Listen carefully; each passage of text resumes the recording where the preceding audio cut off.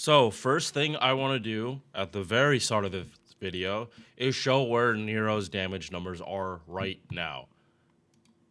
This is with her starting from 50.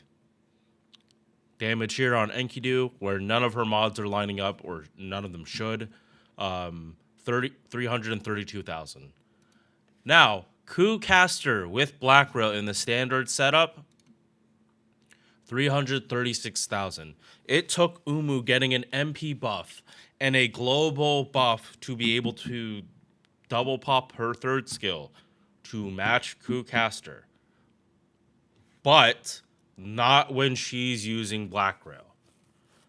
It's very I think it's very important to notice state that she's starting from 50 and she's doing Coup Caster damage. As someone that has used Coup Caster for a very long time, and not even the full damage version because this is double Vitch Oberon. I'm mostly using just frontline only Coup Caster. So me seeing this level of damage coming from Umu is just good to know that she's finally in a good place. Now, is she easier to use than Coup Caster?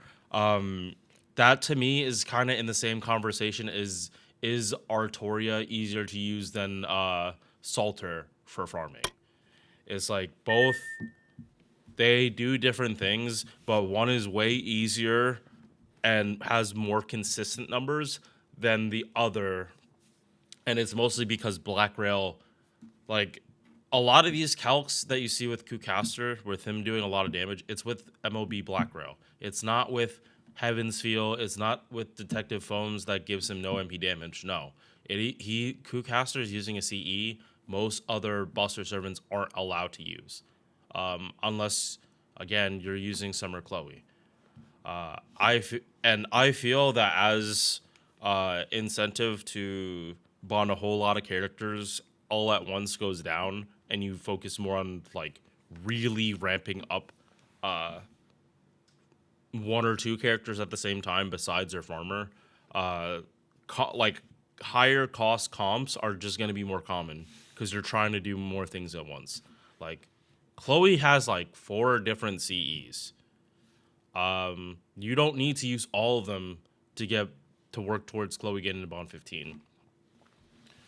Really just have to play your party cost. All right, so that's enough of the meta commentary. Let's get started on talking about Umu Caster. First off, base attack is lower than most other 5 stars. This is 700 or 650 below average, but that really is nothing. We see Kishi Wong have 2,000 below, and Jarcher isn't that far off here. HP, lower, but I wouldn't worry too much about that. Umu actually wants to be lower HP. She definitely wants to be lower HP. And unlike a different character, Angermainu, where it's actual numbers, she wants to be lower HP. Umu is percentages, so the lower her HP is, the easier it is to get the second part of one of her skills. Should you be playing around that? No, but it's just something you kind of should be aware of. The higher max, the higher your 50% threshold is, the lower HP, the lower it is. And because Vitch doesn't take away a percentage of your HP, she takes away 1,000. It is 1,000. Pretty sure it's 1,000. It's a chunk of HP that's not percentage based. So the lower your max HP, the more a percentage that's gonna chunk away. 2,000 though is only 20%. Is less than 20% for Umu, so that's much more a low star concern. It's easier for a low star to hit 50% and get their buffs with Vitch than Umu. And also Umu's doesn't even affect her farming. It is definitely a CQ thing. MP charge 0.4%, but she's a Buster Servant. We don't care about refund besides doing Mighty Chains. But these are some really good arts cards. When her HP is 50%, you will notice how good these start to get. But other than that, you're not going to really notice them. Yeah, like these can be better than I think Aresh's. Just double checking Aresh's gains because I think hers is. I don't think her base is good, like that good, but like it's the fact she has a 6-hit. No, I am sorely mistaken. She has higher gain and she has that MP gain buff from her third skill. Yeah, they would be about the same if Nero had the MP gain and you were doing too. Like Aresh is just like straight up better. If she crits on that, Aresh is getting her MP. If Umu crits on this, debatable how much he's getting. She probably would not be getting all of her charge back unless third slot plus crit plus having the MP gain buff. But hit counts across the board are good. Like these aren't bad hit counts. 7-hit, no, 4-hit quick, 6-hit arts, 2-hit busters, 6-hit extra attack. Yeah, no, like she has like, if this number was better, a really good extra attack for refund. Okay, first skill, and this is what I'm talking about. 50% battery, 50% MP gen up if she's 50% HP or lower. This isn't gonna come up often. Oh, cool that it does it like this. I like that. Okay, so 6-turn cooldown for 50% battery. This is what you need for buster farming. If this went higher, it's a good thing we have a pen 5 now, but we don't need a pen 5 for this part of the farming. Second skill, 30% attack, 30% defense, and ignores class disadvantage for all classes for 3 turns. This means not that she will do effective damage to everyone, she takes effective damage, or normal damage. So if you bring her to fight Berserkers, Alter Egos, Riders, she's not going to take full damage. But you should not be bringing Umu to fight Riders. It's literally anyone else. And yes, this also does include Draco. This does include Draco, but you shouldn't be bringing Umu to fight Draco. Despite what this MP buff was and the effects of it, people are going to misread this. I know people are going to misread what this MP buff is. Okay, third skill. Targeted Guts, 1 time 3 turns on a 7-turn cooldown. A pen 5, this goes down to 6. And a 50% attack buff.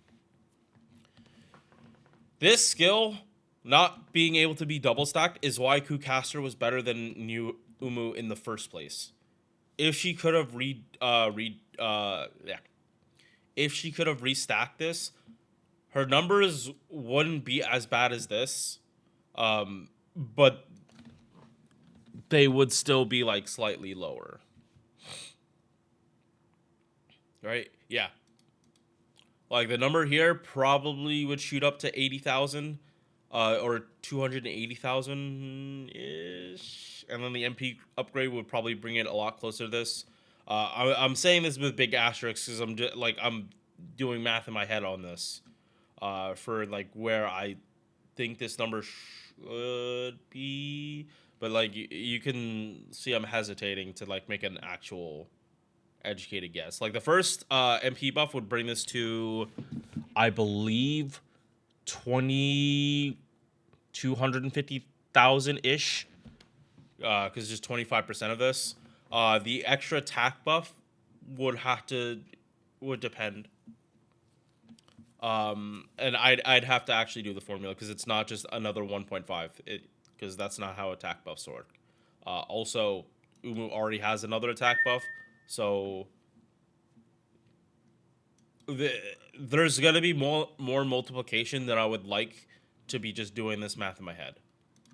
And I'd rather not like bore people with the actual hand and paper stuff right now. And again, that's why I started off with showing off the number here in Chaldea.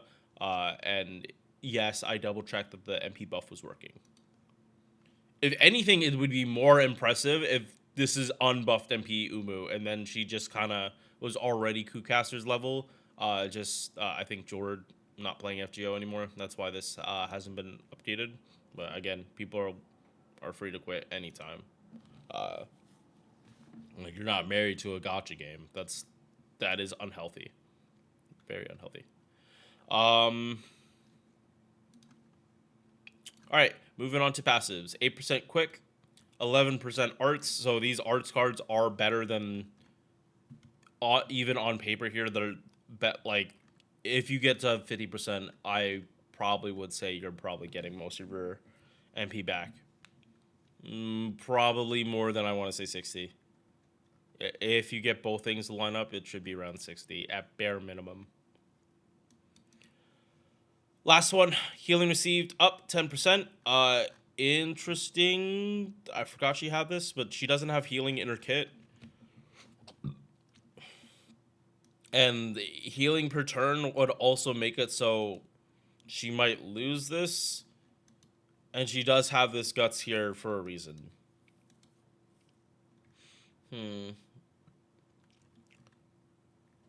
Yeah.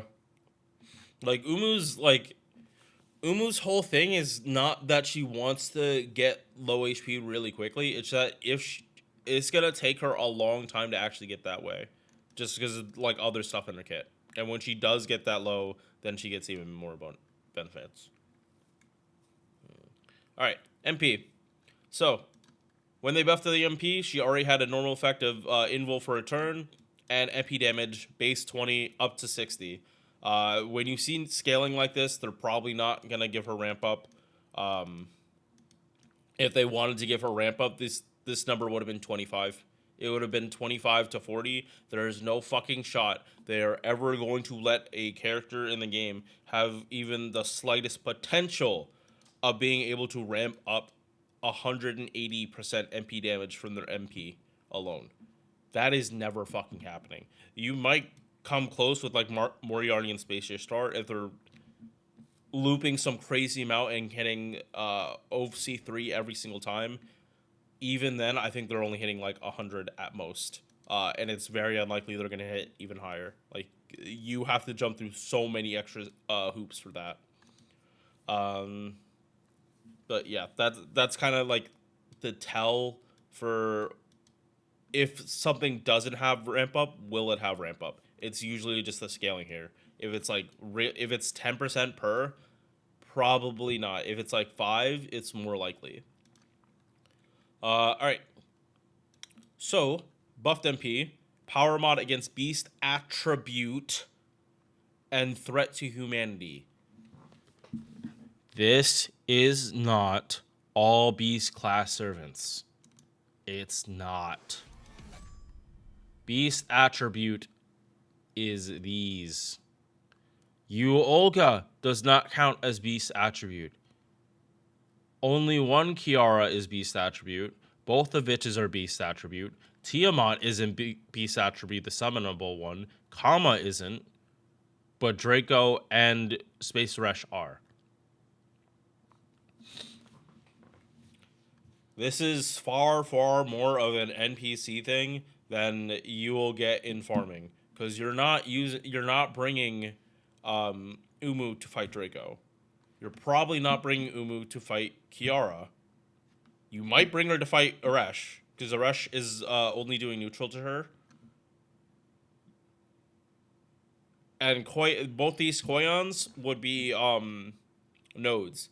Vitch is the absolute best use case. Absolute best use case. But you'll notice she does, as a servant, she doesn't have threat to humanity.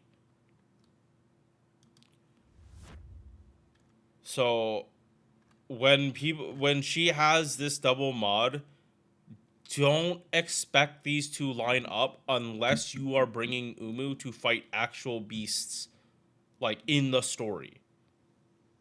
You would need to be fighting beasts in the story to see Umu's buffs. And how often is that happening? It's like she's better against fighting foreigners if you don't have another foreigner or an alter ego. She's good against some servants, but like the real kicker for this MP is just the MP buff. She also does a 10 charge to the party, but we kind of have to temper our expectations that for the most part, this was just a little extra lore passive because she has a beast, uh, beast form herself. Um, this isn't gonna push her out over Tonalico. Tonalico is just gonna have like Tonalico is probably pretty much always just gonna hit harder. Uh, she has super effective and she has so much more damage in her kit. Um, like Umu stacks MP damage, or not, sorry, not MP damage, attack a lot. Tonalico can use Black Rail significantly easier.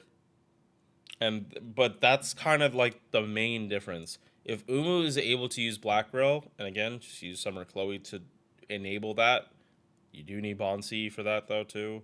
Um, then the damage numbers like skew a lot more. So that is how we're gonna like end this video. I'm gonna do Umu Black Rail looping on Chaldea to see like what her damage actually looks like. And for this setup, like I just want to also say, like if a character can already use Black Rail, don't go through the hassle of using Summer Chloe. It's like extra party cost for no reason.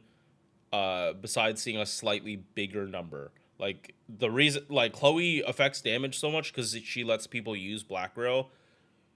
If a character can already use Black Rail, you're not pushing their damage that much higher. It's at that point, it's like you're only giving them Summer Chloe's buffs and that's it.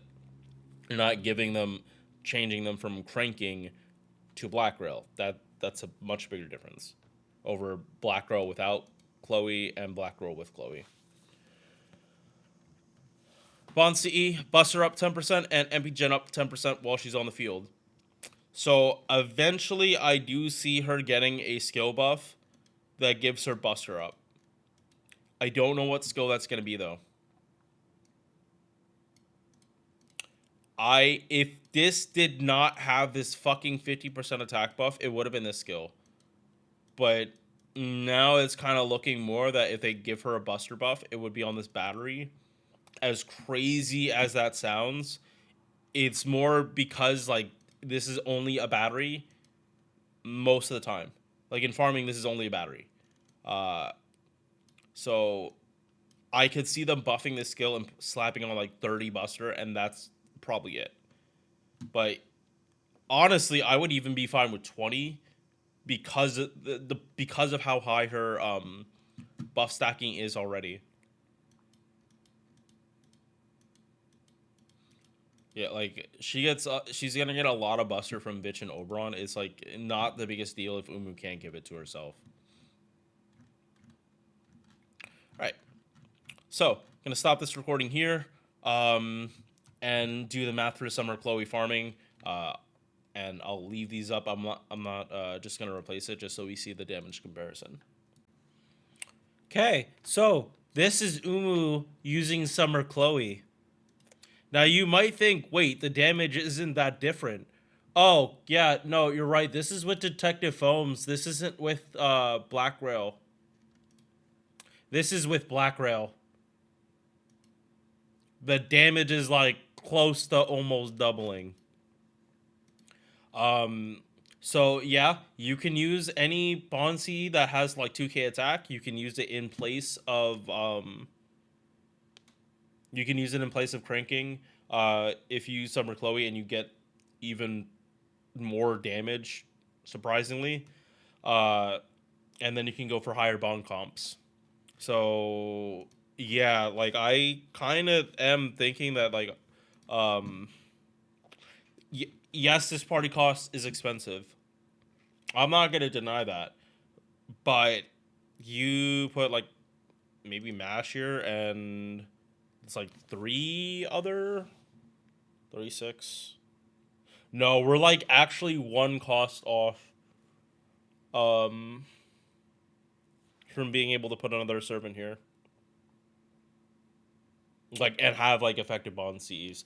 So yes, like doing the Summer Chloe stuff it's not gonna let you hit like 100%. But if your only concern when you're bond farming is um, Umu doesn't have any C's that helps her. She's not lawful. She's not she's female, but she's not lawful, so she can't use those two C's. There is no servant. She has caster. She has caster. That's it. So if your Oberon is maxed out, your bitch is maxed out, your Chloe's maxed out, and whatever you have in the back line is maxed out too. Um, does it matter that these aren't all 20%? Like these three wouldn't be able to get bond bonus, so it'd be like literally Umu and whoever you have back here. Um, and we have like the 3 cost C and the 5 cost, so yeah, that's like there'll be 89 plus 24. Is 113? 113? Yeah. So you don't even need to be max level to actually get a lot out of this comp. Um, yeah. Just thought I'd add this in. I'm honestly surprised that the Detective Foam's damage is doing like as well as it is.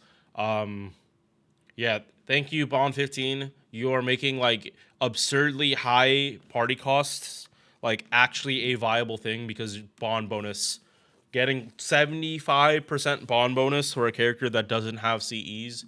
Yeah, that makes a world of difference from having to bond farm them from 1 to 15 if you literally get double the bond points for them. Saves yourself a lot of apples. And again, if all you care about is Umu, you don't care about the backline, there's only so much you can actually get from this.